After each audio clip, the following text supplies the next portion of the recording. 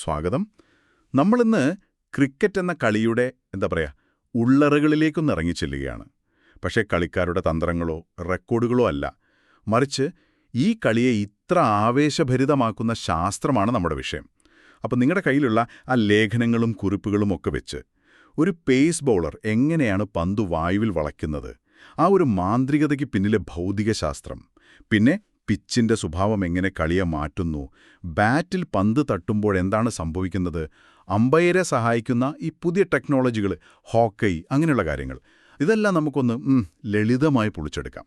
അപ്പോൾ ക്രിക്കറ്റ് കാണുമ്പോൾ നമ്മൾ സാധാരണ ശ്രദ്ധിക്കാതെ പോകുന്ന ഈ ശാസ്ത്രീയ കൗതുകങ്ങളിലേക്കൊരു യാത്ര പോകാൻ നിങ്ങൾ തയ്യാറാണോ? നമുക്ക് തുടങ്ങാം. ആദ്യം തന്നെ ആ ബൗളറുടെ കയ്യിലെ പ്രധാന ആയുധം പന്ത്, അതിൽ നിന്ന് തന്നെ തുടങ്ങാം. ക്രിക്കറ്റ് പന്തിൻ്റെ നടുക്കുള്ള തുന്നൽ, സീം എന്ന് പറയില്ലേ, അത് വലിയ സംഭവമാണെങ്കിൽ കേട്ടിട്ടുണ്ട്. അതെങ്ങനെയാണ് ഈ പറയുന്ന സ്വിങ്ങിന് പിന്നിൽ പ്രവർത്തിക്കുന്നത്? അത് വളരെ ശരിയാണ് ചോദിച്ചത്. ആ തുന്നലാണ് ശരിക്കും പറഞ്ഞാൽ സ്വിങ്ങിന്റെ ഒരു പ്രധാന കാരണം, അല്ലെങ്കിൽ സൂത്രധാരൻ എന്നൊക്കെ പറയാം. പ്രധാനമായും 2 തരത്തിലാണ് പന്ത് സ്വിങ് ചെയ്യുന്നത്. ഒന്ന് സാധാരണ സ്വിങ്, കൺവെൻഷണൽ സ്വിങ്, CS, പിന്നെ റിവേഴ്സ് സ്വിങ്, RS. ഈ കൺവെൻഷണൽ സ്വിങ്ങിൽ എന്താ സംഭവിക്കുന്നതെന്ന് വെച്ചാൽ, ബോളർ പന്തിന്റെ ഒരു വശം നന്നായിട്ട് മിനുക്കി വെക്കും, തുടച്ചും മിനുക്കിയുമൊക്കെ. മറ്റേ വശം ആ തുന്നലോടുകൂടി കുറച്ചു പരുക്കനായിട്ടിരിക്കും. എന്നിട്ടെറിയുമ്പോൾ ഈ തുന്നൽ ഒരു പ്രത്യേക ദിശയിലേക്ക് ഒരു ആംഗിളിൽ ചെരിച്ചു പിടിക്കും. അപ്പം സംഭവിക്കുന്നത് എന്താന്ന് വെച്ചാൽ, പന്തിന്റെ ആ മിനുസമുള്ള ഭാഗത്തുകൂടി വായു വളരെ സ്മൂത്തായിട്ട്, സുഗമമായിട്ട് ഒഴുകിപ്പോകും. നമ്മളതിനെ ലാമിനാർ ഫ്ലോ എന്ന് പറയും. എന്നാൽ തുന്നലുള്ള ആ പരുക്കൻ ഭാഗത്തെത്തുമ്പോൾ വായുവിന്റെ ഒഴുക്ക് കുറച്ചൊന്ന് താറുമാറാവും, പ്രക്ഷുബ്ധമാകും. ടർബുലന്റ് ഫ്ലോ എന്ന് പറയും. ഈ ഒഴുക്കിലെ വ്യത്യാസം കാരണം മിനുസമുള്ള ഭാഗത്ത് വായുവിന് കൂടുതൽ പ്രഷർ, അതായത് മർദ്ദമുണ്ടാകുന്നു. പരുക്കൻ ഭാഗത്ത് മർദ്ദം കുറയുന്നു. അതെ, അപ്പൊ വായു എപ്പോഴും മർദ്ദം കൂടിയിടത്ത് നിന്ന് കുറഞ്ഞയിടത്തേക്ക് തള്ളുമല്ലോ. അതുപോലെ പന്തും മിനുസമുള്ള ഭാഗത്ത് നിന്ന്, അതായത് മർദ്ദം കൂടിയ ഭാഗത്ത് നിന്ന് തുന്നലുള്ള ആ പരുക്കൻ ഭാഗത്തേക്ക്, മർദ്ദം കുറഞ്ഞ ഭാഗത്തേക്ക് വളയും. ഇതാണ് കൺവെൻഷണൽ സ്വിംഗ്. ആഹാ, അപ്പോൾ അതുകൊണ്ടാണല്ലേ ഈ കളിക്കാരെപ്പോഴും പന്ത് ഒരു തുണിയിൽ തുടച്ചും ഉരച്ചുമൊക്കെ ഒരു വശങ്ങനെ മിനുക്കിക്കൊണ്ടേയിരിക്കുന്നത്. വെറുമൊരു സ്റ്റൈലല്ല, പിന്നിൽ കൃത്യമായ ശാസ്ത്രമുണ്ട്. തീർച്ചയായും ആ മിനുസം നിലനിർത്താനാണത്. എന്നാൽ പിന്നെന്താണ് ഈ റിവേഴ്സ് സ്വിംഗ്? പേര് കേൾക്കുമ്പോൾ തോന്നുന്നത് പോലെ ഇത് സാധാരണ സ്വിങ്ങിന്റെ നേരെ തിരിച്ചാണോ സംഭവിക്കുന്നത്? അതെ, പേര് സൂചിപ്പിക്കുന്നത് പോലെ തന്നെ. റിവേഴ്സ് സ്വിംഗ് സാധാരണയായി കാണുന്നത് പന്ത് കുറച്ച് പഴകുമ്പോഴാണ്, ഏകദേശം ഒരു 25-30 ഓവർ കഴിയുമ്പോൾ. പിന്നെ നല്ല വേഗതയിലെറിയുന്ന ബൗളർമാർക്കാണിത് കൂടുതൽ എളുപ്പത്തിൽ കിട്ടുന്നത്, മണിക്കൂറിൽ ഒരു 130 കിലോമീറ്ററിൽ കൂടുതൽ വേഗത്തിലെറിയുമ്പോൾ. ഇവിടെ സംഭവിക്കുന്നത് കുറച്ച് രസകരമാണ്.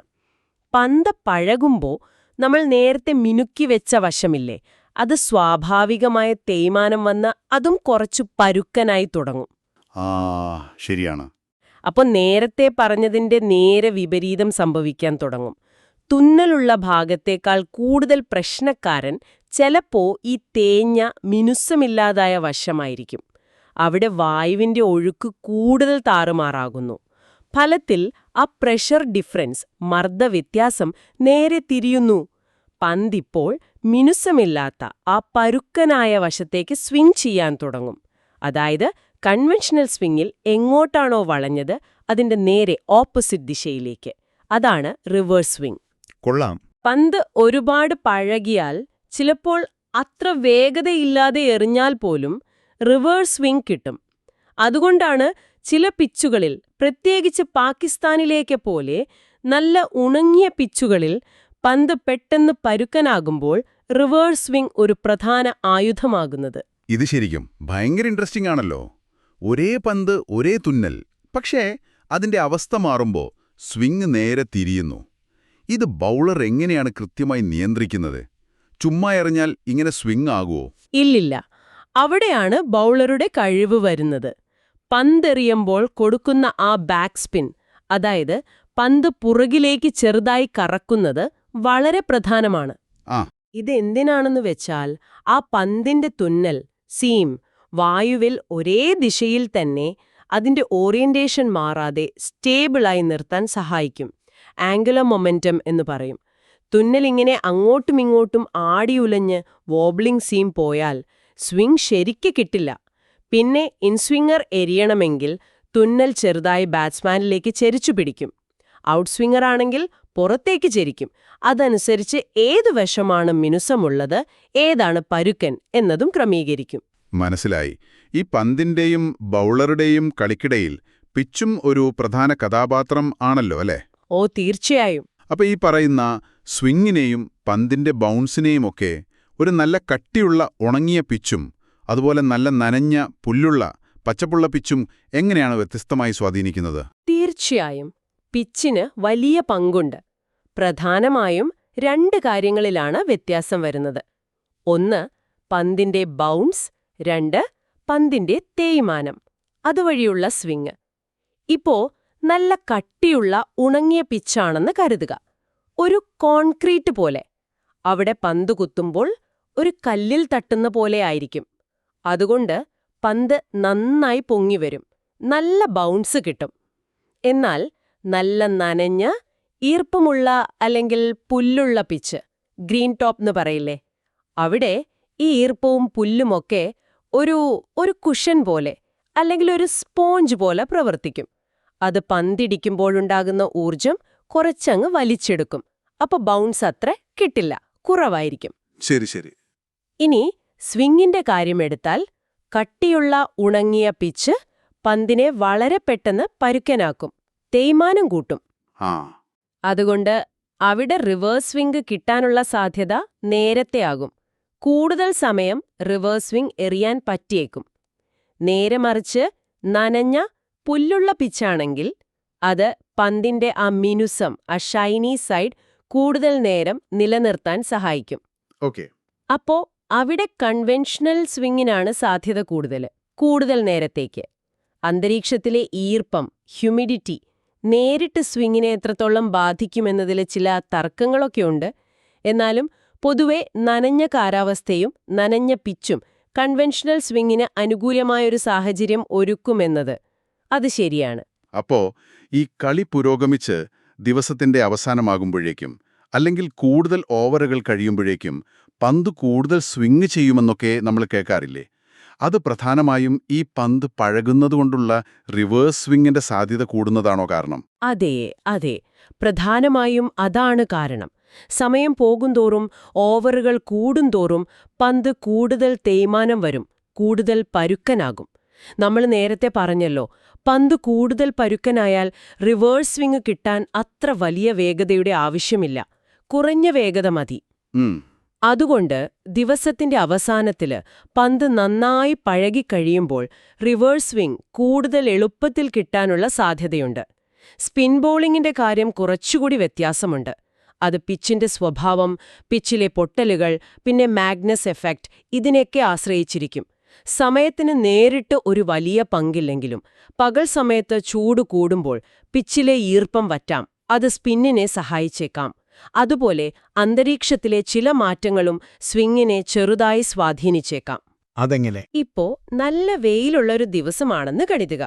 ഉച്ചസമയത്ത് നിലത്ത് നിന്നുയരുന്ന ചൂടുകാറ്റുണ്ടാവില്ലേ, ചെറിയ വായുചുഴികൾ പോലെ. അതിനെ മൈക്രോ ടർബ്യുലൻസ് എന്ന് പറയും. ഇത് ചിലപ്പോൾ പന്തിന്റെ ആ മിനുസമുള്ള ഭാഗത്തെ ലാമിനർ ഫ്ലോയെ ചെറുതായി തടസ്സപ്പെടുത്തി കൺവെൻഷണൽ സ്വിംഗ് കുറച്ചേക്കാം. നേരെ മറിച്ച് മേഘങ്ങളുള്ള കുറച്ച് തണുത്ത കാലാവസ്ഥ പൊതുവെ സ്വിങ്ങിന് നല്ലതാണെന്ന് പറയാറുണ്ട്. കാരണം അപ്പോൾ വായു കുറച്ചുകൂടി സ്ഥിരതയുള്ളതായിരിക്കും.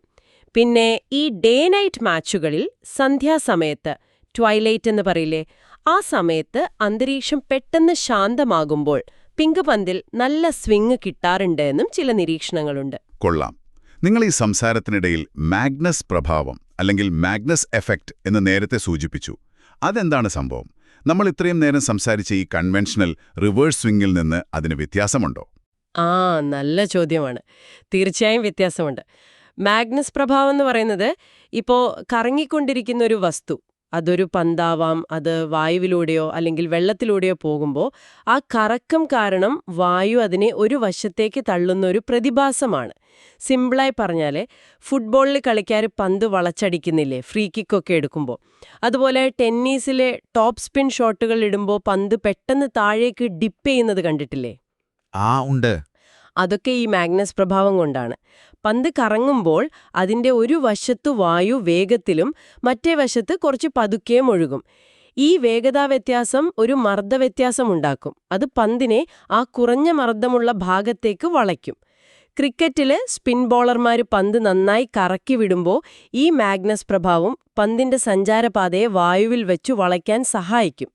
ഇതിനെ ചിലപ്പോൾ സ്പിൻ സ്വിംഗ് എന്നും പറയാറുണ്ട്. ഓക്കേ.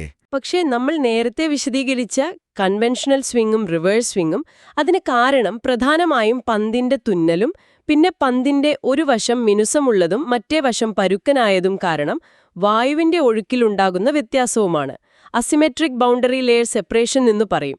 അത് പന്തിന്റെ കറക്കത്തെ സ്പിൻ മാത്രം ആശ്രയിച്ചല്ല പ്രധാനമായും ഇരിക്കുന്നത്, മറിച്ച് പന്തിന്റെ പ്രതലത്തിന്റെ അവസ്ഥ, അതിന്റെ ഘടന, പിന്നെ തുന്നലിന്റെ ദിശ, സീം ഓറിയന്റേഷൻ എന്നിവയാണ്. അപ്പോൾ ചുരുക്കി പറഞ്ഞാൽ ഒന്ന് മാഗ്നസ് പന്ത് തിരിയുന്നത് അല്ലെങ്കിൽ കറങ്ങുന്നത് കൊണ്ട് സംഭവിക്കുന്നു, മറ്റേത് കൺവെൻഷണൽ റിവേഴ്സ് പന്തിന്റെ പ്രതലത്തിലെ വ്യത്യാസവും തുന്നലും കാരണം വായുവിന്റെ ഒഴുക്കിൽ വരുന്ന മാറ്റം കൊണ്ടാണ് സംഭവിക്കുന്നത്. രണ്ടും പന്തിനെ വളയ്ക്കാം, പക്ഷെ കാരണം രണ്ടാണ്. വളരെ വ്യക്തമായി. അപ്പോൾ പന്തിന്റെയും പിച്ചിന്റെയും കാര്യം നമ്മൾ സംസാരിച്ചു. ഇനി നമുക്ക് ബാറ്റ്സ്മാന്റെ പ്രധാന ആയുധമായ ബാറ്റിലേക്ക് വരാം. എന്തുകൊണ്ടാണ് ഈ ക്രിക്കറ്റ് ബാറ്റുകളൊക്കെ വില്ലോ വുഡ് കൊണ്ട് ഉണ്ടാക്കുന്നത്? അതിനെന്തെങ്കിലും പ്രത്യേകതയുണ്ടോ? പിന്നെ എല്ലാവരും എപ്പോഴും പറയുന്നൊരു കാര്യമാണ് ഈ സ്വീറ്റ് സ്പോട്ട്. എന്താണ് ഈ സംഭവം? അവിടെ കൊണ്ടാൽ സിക്സർ ഉറപ്പാണോ? ആദ്യത്തെ ചോദ്യം, വില്ലോ മരം. നിയമം അനുസരിച്ച് പ്രൊഫഷണൽ ക്രിക്കറ്റ് ബാറ്റുകൾ മരം കൊണ്ടായിരിക്കണം. നമ്മൾ നോക്കിയ സോഴ്സുകളിലൊക്കെ ഇംഗ്ലീഷ് വില്ലോ ഉപയോഗിക്കുന്നു എന്ന് പറയുന്നുണ്ട്. പക്ഷേ എന്തുകൊണ്ട് വില്ലോ തന്നെ വേണം എന്നതിന് കൃത്യമായ വിശദീകരണം ആ പേപ്പറുകളിൽ കണ്ടില്ല. ഒരു പക്ഷേ അതിന്റെ ഭാരക്കുറവും എന്നാൽ നല്ല ഉറപ്പും സ്ട്രെങ്ത്തും പിന്നെ പന്ത് വന്നിടിക്കുമ്പോൾ ആ ഷോക്ക് വലിച്ചെടുക്കാനുള്ള കഴിവും, ഷോക്ക് അബ്സോർപ്ഷൻ, പന്തിനെ തിരിച്ചു തെറിപ്പിക്കാനുള്ള ഒരു സ്പ്രിംഗ് സ്വഭാവവും ഒക്കെ കാരണമായിരിക്കാം. അത് കൂടുതൽ പഠിക്കേണ്ട വിഷയമാണ്. ശരി, ഇനി സ്വീറ്റ് സ്പോട്ട്. ആഹാ, സ്വീറ്റ് സ്പോട്ട്. സിക്സർ ഉറപ്പാണ് എന്ന് ചോദിച്ചാൽ അത് ബാറ്റ്സ്മാന്റെ കഴിവും ടൈമിങ്ങും പവറൊക്കെ പോലെയിരിക്കും. പക്ഷെ ബാറ്റ് കൊണ്ട് പന്തിനെ അടിക്കാൻ പറ്റിയ ഏറ്റവും മികച്ച, ഏറ്റവും എഫിഷ്യൻ്റായ ഭാഗം അതുതന്നെയാണ്.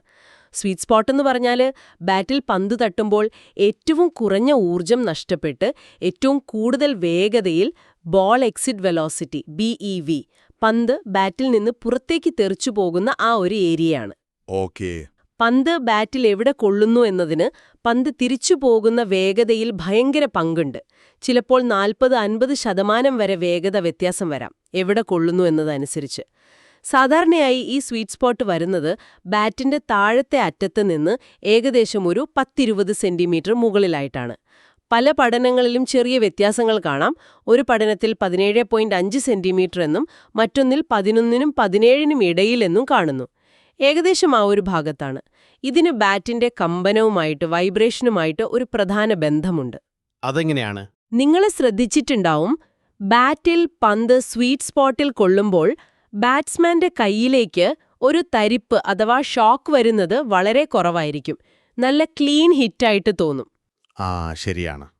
എന്നാൽ ബാറ്റിന്റെ അറ്റത്തോ ടോ എൻഡ് അല്ലെങ്കിൽ പിടിയുടെ അടുത്തോ ഹാൻഡിലാണ് കൊള്ളുന്നതെങ്കിൽ കൈക്ക് നല്ലൊരു ഷോക്ക് കിട്ടും, ഒരു സുഖമില്ലാത്ത ഫീലായിരിക്കും.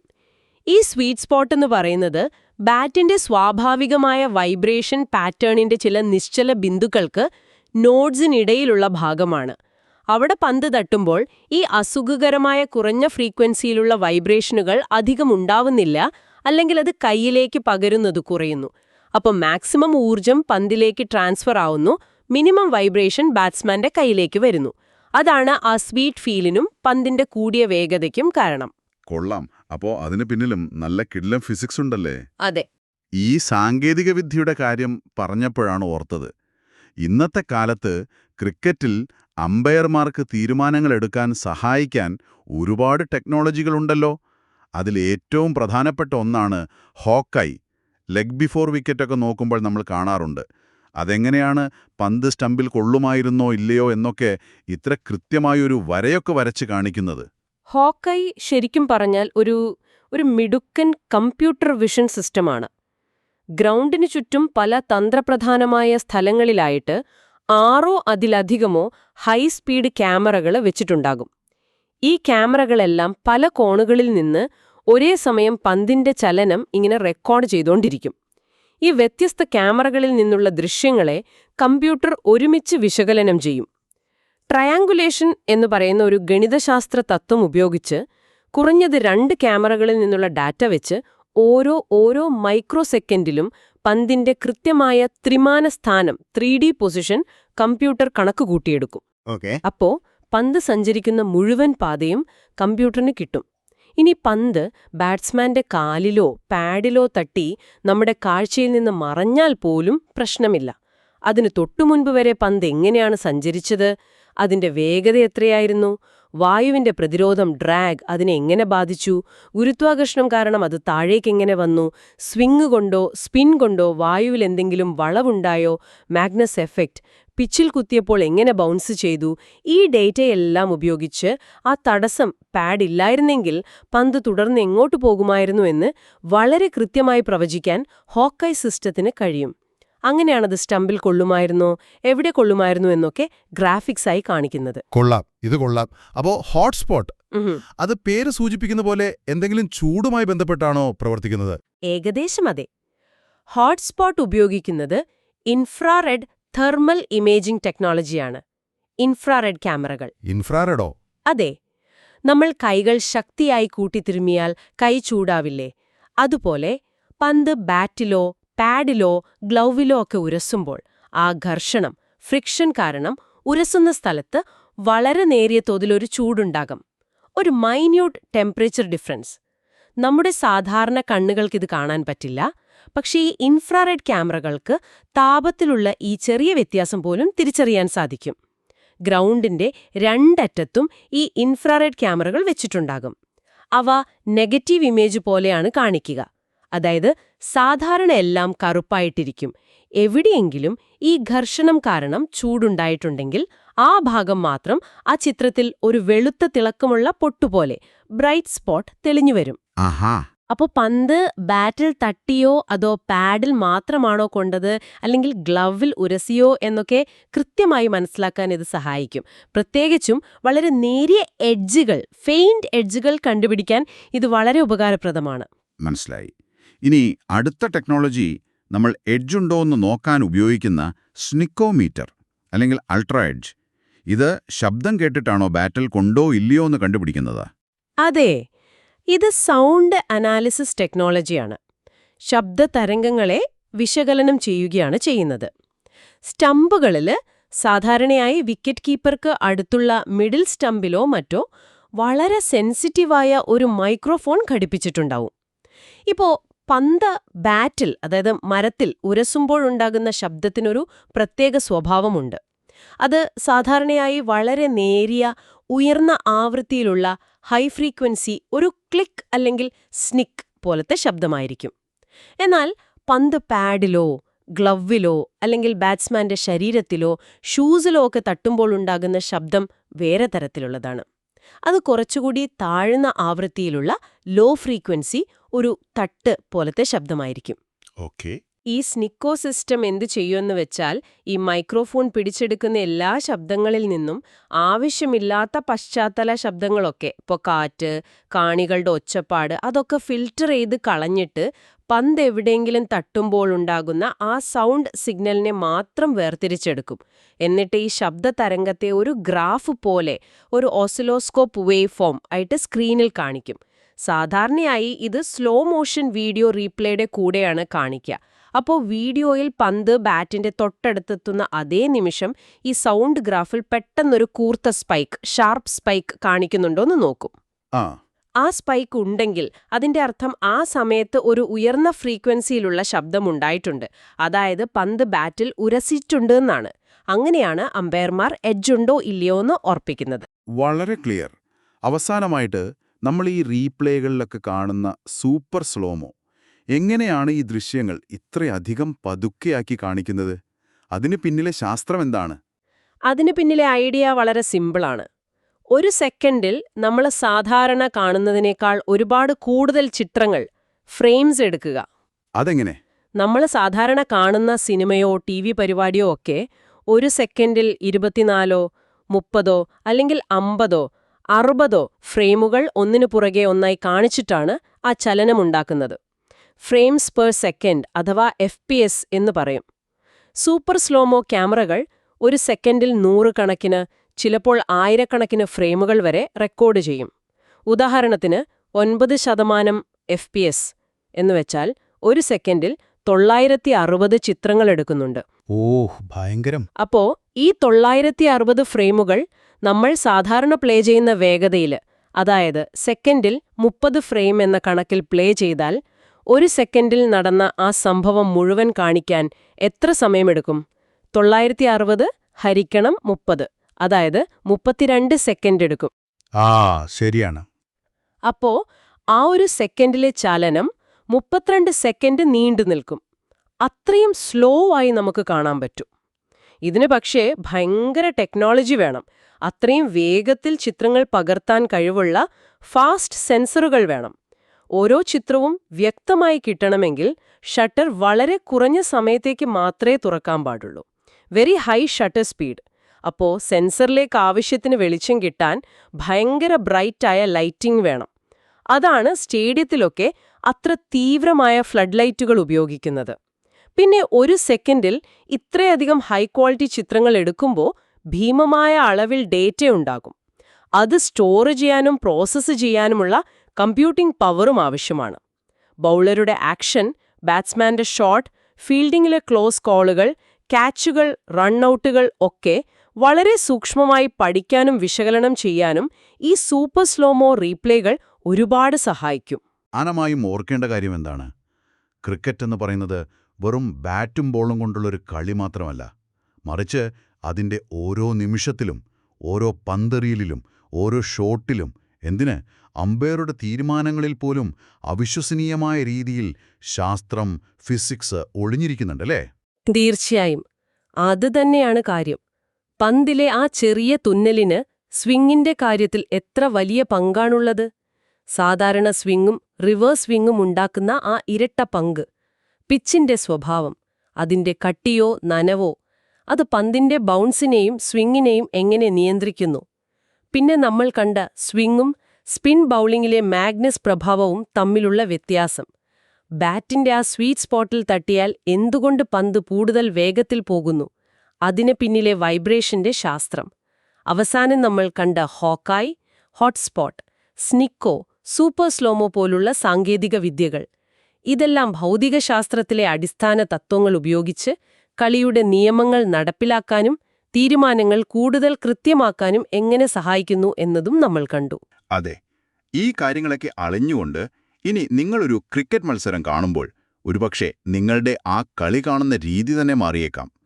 ഓരോ പന്തിനും പിന്നിലെ, ഓരോ ഷോട്ടിനും പിന്നിലെ ശാസ്ത്രത്തെക്കുറിച്ച് ഒരുപക്ഷെ നിങ്ങൾ ചിന്തിച്ചേക്കാം. തീർച്ചയായും. അവസാനിപ്പിക്കുന്നതിന് മുൻപ് നിങ്ങൾക്കായി ഒരു ചിന്ത കൂടി പങ്കുവയ്ക്കട്ടെ. നമ്മൾ കണ്ടല്ലോ പന്തിന്റെ പ്രതലം, അതിന്റെ മിനുസം, അതിന്റെ പരുക്കൻ സ്വഭാവം, റഫ്നെസ് ഒക്കെ സ്വിങ്ങിനെ, പ്രത്യേകിച്ച് റിവേഴ്സ് സ്വിങ്ങിനെ എത്രയധികം സ്വാധീനിക്കുന്നുവെന്ന്. അങ്ങനെയാണെങ്കിൽ ഫീൽഡിംഗ് ടീമുകൾ, പന്തിനെ പരിപാലിക്കുന്ന രീതികൾ, ഈ ബോൾ മാനേജ്മെന്റ് എന്ന് പറയുന്ന തന്ത്രങ്ങൾ, അതിനെക്കുറിച്ച് നമ്മൾ എങ്ങനെ ചിന്തിക്കണം? പന്തിന്റെ സ്വാഭാവികമായ തേയ്മാനം ഒരു കാര്യം. എന്നാൽ ചിലർ പന്തിൽ തുപ്പുന്നതും വിയർപ്പ് പുരട്ടുന്നതും അല്ലെങ്കിൽ ചിലപ്പോഴൊക്കെ നിയമവിരുദ്ധമായി അതിന്റെ രൂപം മാറ്റാൻ ശ്രമിക്കുന്നതും ബോൾ ടാമ്പറിംഗ് നമ്മൾ കേട്ടിട്ടുണ്ട്. പന്തിനെ സ്വാഭാവികമായി സംരക്ഷിക്കുന്നതും നിയമങ്ങൾ ലംഘിച്ച് അതിന്റെ അവസ്ഥ മാറ്റുന്നതും തമ്മിലുള്ള അതിർവരമ്പ് എവിടെയാണ്? ഈ ഭൗതിക ശാസ്ത്ര യാഥാർത്ഥ്യങ്ങൾ, അതായത് പന്തിന്റെ അവസ്ഥയ്ക്ക് കളിയെ മാറ്റാൻ കഴിയുമെന്ന യാഥാർത്ഥ്യം ഈ അതിർവരമ്പിനെ കൂടുതൽ സങ്കീർണമാക്കുകയാണോ ചെയ്യുന്നത്? ഒരു ചിന്തയ്ക്ക് വേണ്ടി മാത്രം ഇതിനെക്കുറിച്ച് നിങ്ങൾക്ക് സ്വയം ആലോചിക്കാവുന്നതാണ്.